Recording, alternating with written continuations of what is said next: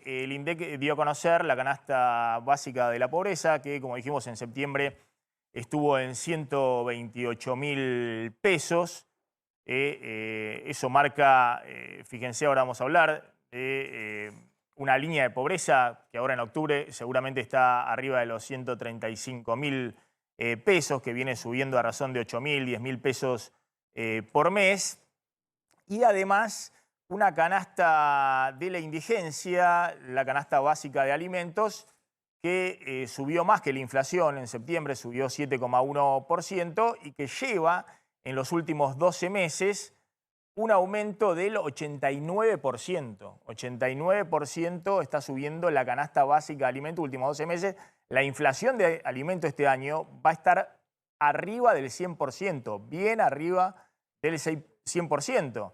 Es decir, viene un ritmo del 89 últimos 12 meses. Cuando se agreguen los meses de octubre, noviembre y diciembre, vamos a tener una inflación últimos 12 meses de alimentos arriba del 100%. Y esto ha planteado todo un desafío para el gobierno con el tema del salario mínimo, que ha quedado incluso por debajo de la canasta de indigencia, que actualmente está en ¿cuánto, Claudio? La canasta de indigencia en 56.732 pesos, 56.732 pesos, que es lo que aumentó esa canasta, el 89% respecto a lo que era hace 12 meses, en septiembre del año pasado.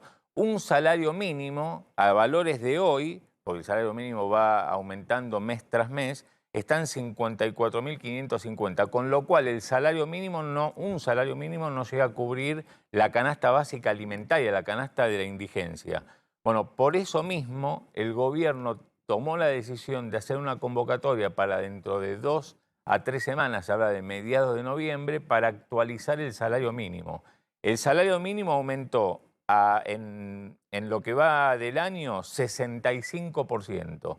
La canasta básica a septiembre, en enero-septiembre, aumentó 72%. Bueno, la idea es que el salario mínimo pase por lo menos a igualar o al frente respecto de lo que valen los alimentos. Por eso esta convocatoria para ponerle justamente un incremento adicional a la última parte del año, porque el salario mínimo en noviembre va a estar en 57.900, pero ni aún así llega a empatar la suba de los alimentos. Entonces, lo que va a haber en esta reunión de noviembre, bueno, un aumento adicional seguramente para el mes de diciembre, para igualar, por lo menos igualar, lo que vino subiendo, encareciéndose la canasta de alimentos. Ya está Gabriela Russo, la presidenta del Consejo Profesional de Ciencias Económicas. Gracias, Gabriela, por venir. Justo estaba el otro día con la gente de la Asociación de Auditores Internos, que van a hacer su congreso ahora el 1 de noviembre y lo van a hacer en la sede del Consejo Profesional de Ciencias Económicas.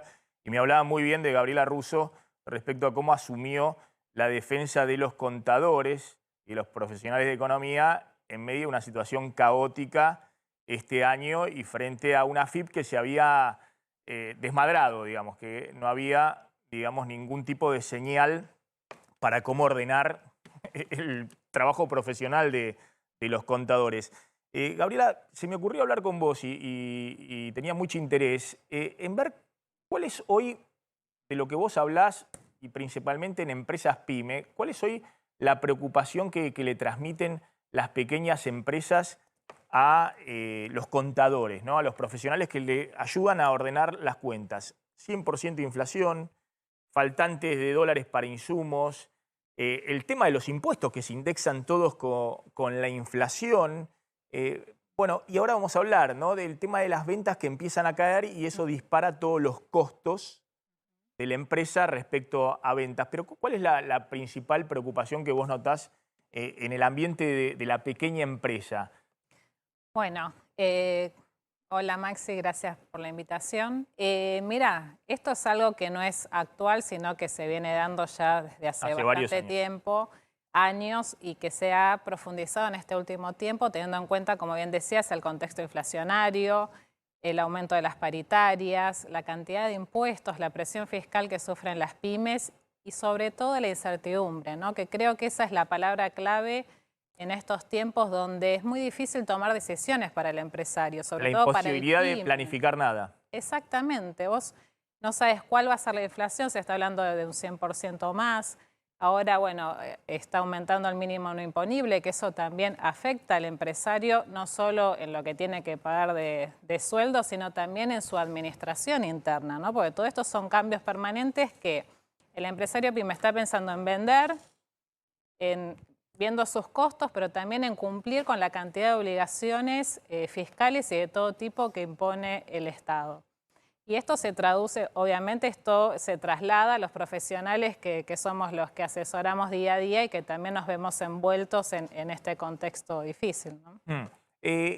Respecto a la suba del mínimo no imponible, la suba del piso del impuesto a las ganancias que anunció el gobierno, se va a realizar ahora en noviembre. Ahí estás viendo que es simplemente tratar de que todos estos aumentos salariales que se están abriendo en la reapertura de paritarias no sean aumentos que se terminan licuando por el pago de impuestos.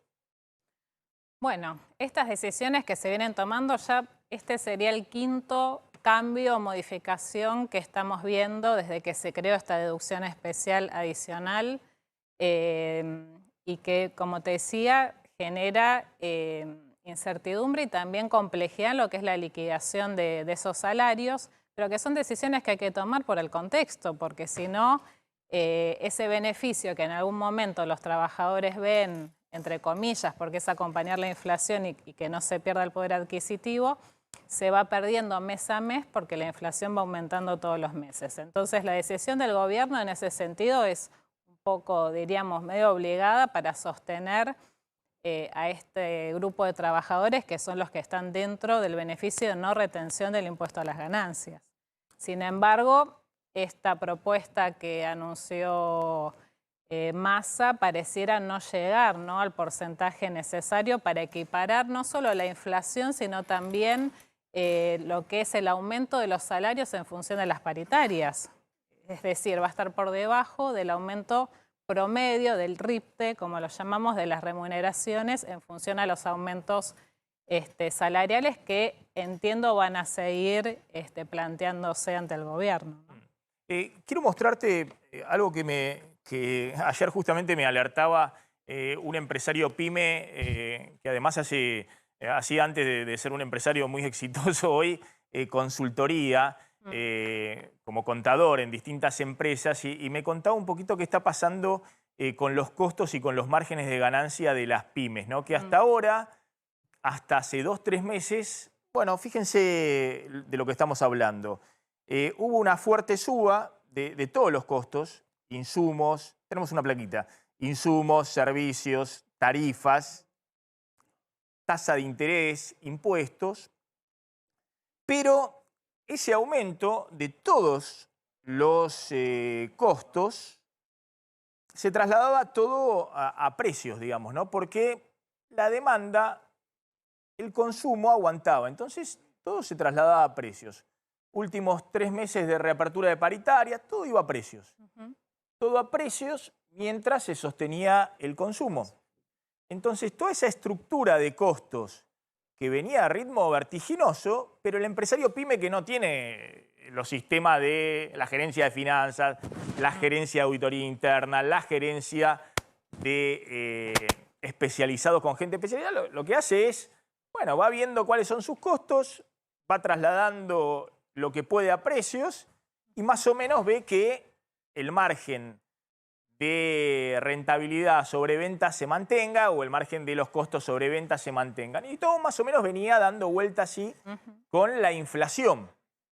Pero de pronto lo que ha aparecido, sobre todo en los últimos 2 meses, es caída de ventas. Y al caerse las ventas, con todos los costos indexándose, se disparan los costos sobre ventas. Y si se disparan los costos sobre venta, el empresario pyme tiene que hacer rápidamente un ajuste de estructura. Porque si no hace el ajuste, se funde. Es decir, porque los costos le comen toda la rentabilidad y ya tiene una estructura de costos que no le conviene más seguir en el negocio. Entonces, la pregunta es si lo que vamos a ver en los próximos meses es el ajuste de la economía real. Porque empezó a caerse las ventas y se están disparando todos los costos, que no pueden trasladarse ya en la magnitud que se trasladaban antes. Y esto significa, si no viene, la etapa de las suspensiones y después la etapa de los despidos. Este es un riesgo de los próximos meses, Gabriela. Sí, podría ser. Y hay un tema más que se podría incluir, que es el acceso al crédito de las pymes, que es un tema a tener en cuenta. Nosotros estamos haciendo un análisis en el Consejo Profesional. Próximamente vamos a tener un informe de actividad económica del Consejo, donde a partir de los balances que presentan todas las empresas que legalizan en la Ciudad de Buenos Aires, que son la mayoría del país, vemos que en el caso de las pequeñas empresas el acceso al crédito va bajando. ¿Por qué?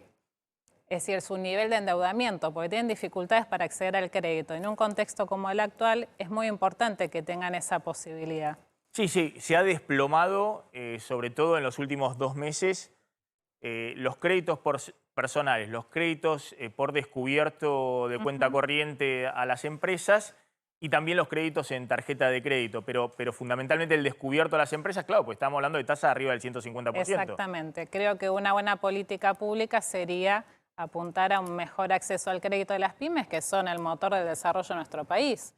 Más allá de que las empresas grandes sabemos que están teniendo buena rentabilidad, las pymes son las que sostienen el empleo registrado, ¿no? Que con estos niveles de inflación y demás y los niveles de informalidad que tenemos, eso haría que se profundice la crisis económica. Te hago una última pregunta respecto al blanqueo para la construcción, que justamente veo algunos edificios acá en la zona, en Palermo, que le han puesto un cartel azul que dice tomamos blanqueo para la construcción, no sé, blanqueo, un cartel azul, cartel Argentina, hice blanqueo, esas cosas de la Argentina, ¿no? Que hacen promoción con el blanqueo, claro, hay muchos.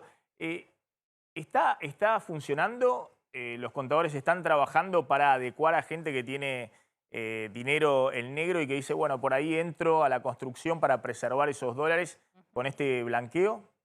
Hay consultas, no vemos que haya tanto movimiento. Tengamos en cuenta que ahora hasta el 19 de noviembre el impuesto especial que se paga por el monto que se blanquea es del 5%. Después esa alícuota sube al 10% hasta febrero y luego hasta agosto del año que viene es del 20%. Es decir, que aquellos que decidan optar por el blanqueo tendrían que hacerlo antes del 19 de noviembre para acceder a esa tasa preferencial. El tema es que el monto que se blanquea no puede ser utilizado para el pago de ese impuesto especial, es decir, no puede salir de ese monto, sino que debe salir de fuera de lo que se blanquea, y tampoco se puede acceder a la compra de terrenos, por ejemplo. Tiene que ser obras en construcción o propiedades ya edificadas. Gabriela, gracias. Es siempre un gusto poder dialogar con vos. Gracias, Maxi.